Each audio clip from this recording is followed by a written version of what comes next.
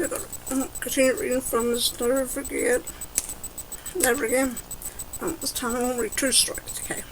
So that'll be a long longer. This is called Telling the Story. This first person is Joseph Katz. Okay? And here is his arm. Almost not very clear. Okay. One significant way that we never forget is to keep the voices of the Holocaust alive and strong through hearing the stories and experiences of those who lived through the horrific chapter in history. These are two accounts, each individual who are courageous enough to share their story. Okay? Joseph Katz first. Okay?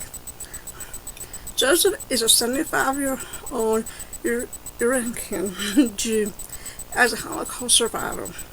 During World War II, he was imprisoned at the Norris death camp at AUSCHWITZ. Sorry, I can't pronounce it. For many years, Joseph kept the horrific stories of the events during the war to himself.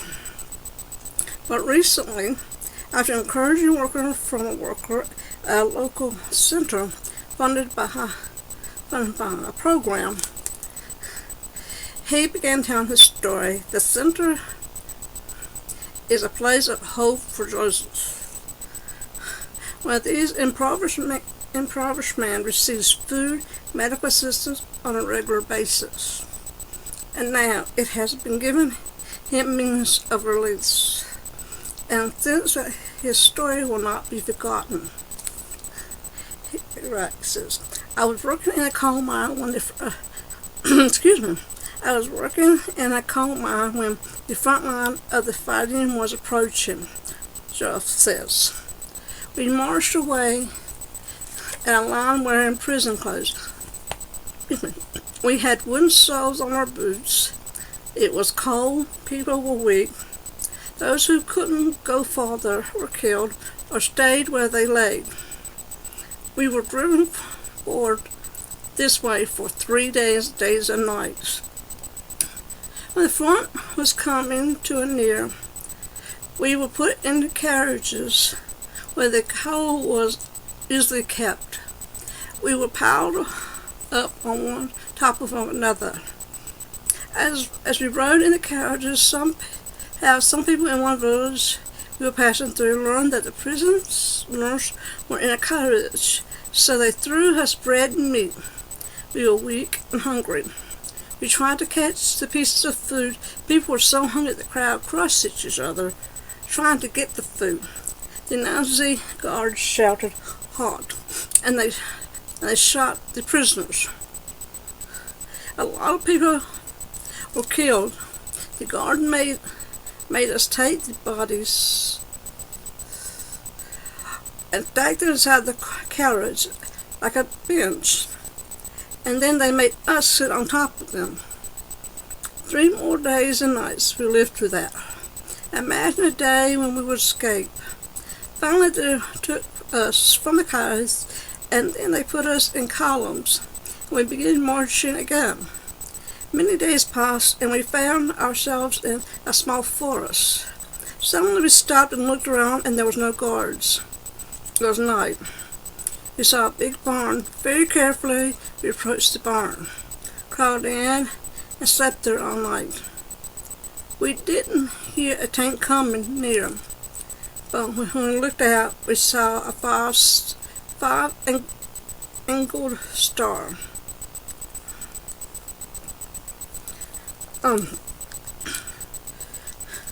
At first, Joseph and the others thought they were seeing a Russian tank. We started whispering, "It's a Russian tank. It's a Russian tank," he said.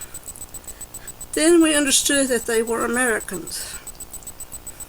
We didn't know English, and Americans had a 5-star angled star also. When the Americans found us, they were struck dumb at what we looked like. We were kids, and they were middle-aged people too. The soldiers handed us chocolates, vitamins, and water. I felt strength coming back into my muscles. Excuse me. The soldiers taught us how to get to the road. I remember them all my life. There are about 80 of us. It took us to a town in Germany and set us there. The former Nazi housing. We took off our prison clothes and they showed us a pile of clothing. And they told us to take whatever we wanted.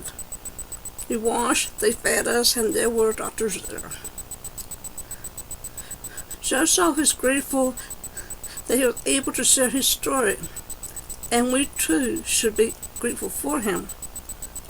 It is a testimony of people like Joseph, who witnessed firsthand the honest horrors of the Holocaust, and that can help us strengthen our resolve to fight in times whatever it occurs. We can give back to life to those who perish, but we can help ensure that the eternity reality cries of the Jews will never again fulfilled. And a little side note right here. Right there. It says, talking about, here's some of this. When we arrived one night at the death camp, the train cars slowed down. We heard a lot of shouting in German. The dogs were barking. They opened the closes and there was light everywhere. They arranged us into columns. I was on one side and mother and sisters were on others, who were 4 and 12 were each other. It's horrific. I can't imagine going through that. And another side note. And here's he reliving the memories. Okay, you cannot tell how many people died. When I was in the camp, they brought us to the coal mine. The people were so thin and weak. When they came out of the mine, all black from coal. Their arms were like twigs of trees, and their legs were like matchsticks. Every 3 to 4 days, the soldiers would load them all the thin dead bodies and take them away like woods, like trees. Only God knows why I stayed alive. There was no strength in me at all. If the Americans hadn't saved me at that moment, I would have been dead too. It must be a miracle. The next story is by Magna Brown.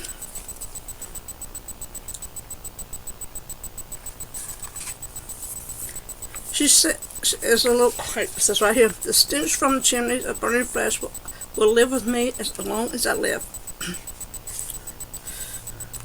There's an editor's note that says, this story is written by the fellowship, Christina Johns, creative director, in her experience attending the fellowship-sponsored Holocaust awareness event. Although this event occurred several years ago, Christina remains in contact with Magda, who continues to tell her story.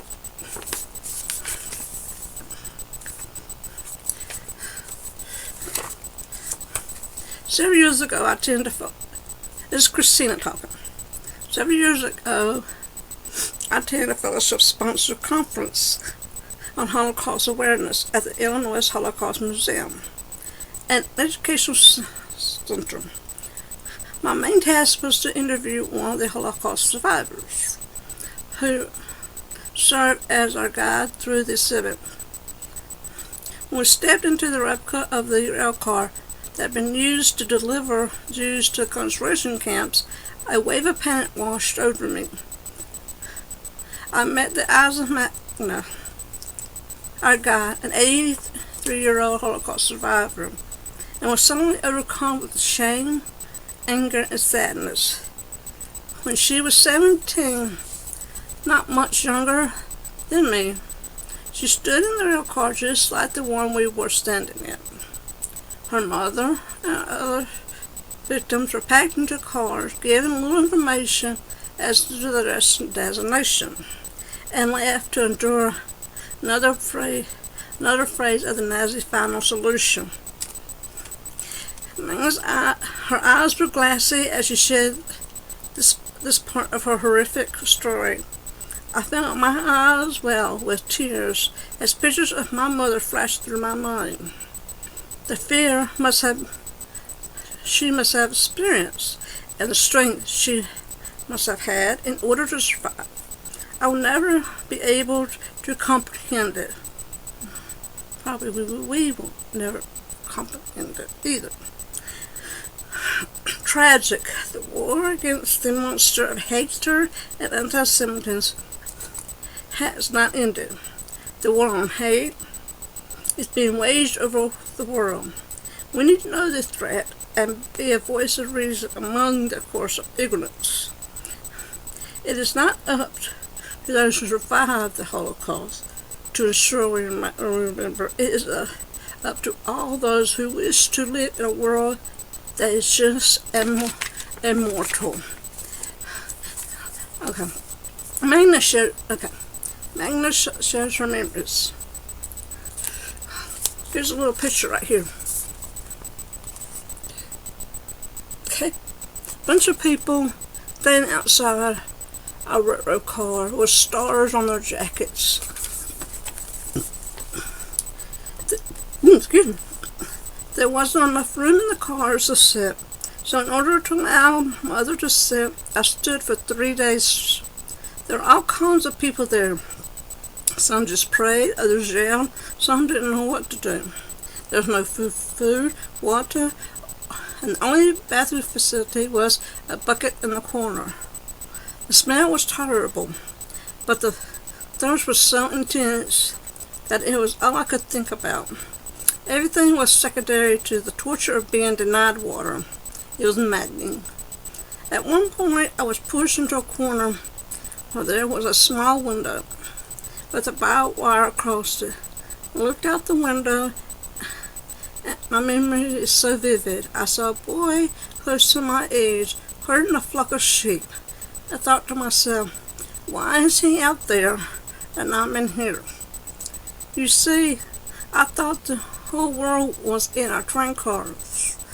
Then I thought, what did I do to deserve this? I'm a good girl.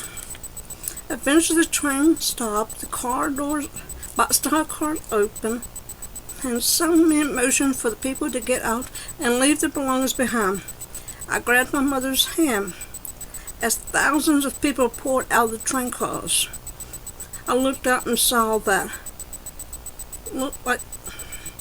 people looked like skeletons wearing striped uniforms, staring back at us with empty, detached glare behind the barbed wire fence.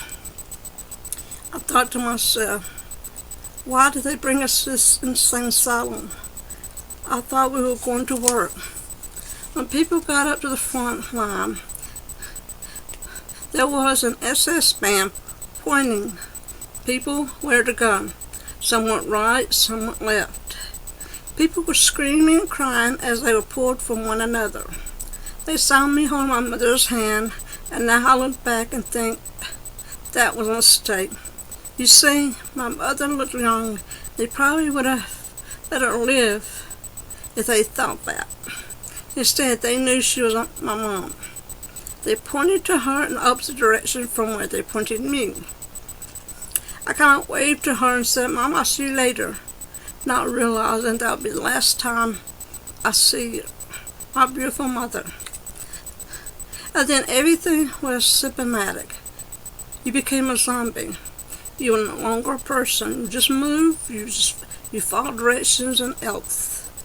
After they shaved their heads and gave us ill-fitting uniforms, people started talking to other Jews who have been at the camp longer, and as if they knew their relatives had gone.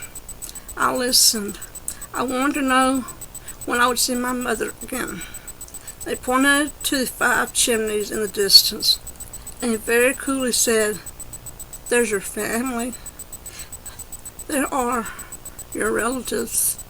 The stench from the chimneys of the burning flesh will live with me forever, as long as I live. It was the most horrific thing imaginable. I can't imagine that, can you? Can you imagine that? I can't.